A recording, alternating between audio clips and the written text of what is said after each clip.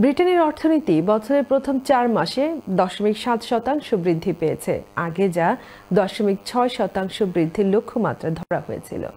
Office for national statistics ONS এর সাম্প্রতিক তথ্য অনুযায়ী ভোগ্যপণ্য, সেবা, ব্যাংকিং খাতে অর্থনীতি আগের চেয়ে ভালো অবস্থানে রয়েছে।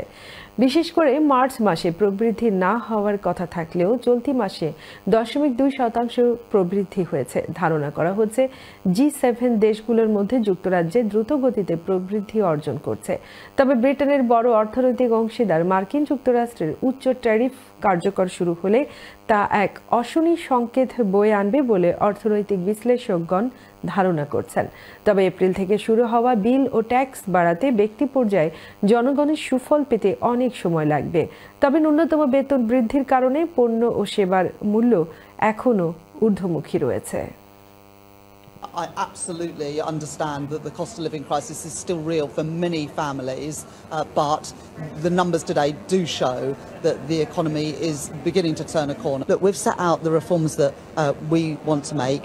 We've also published a green paper where we'll take forward those reforms.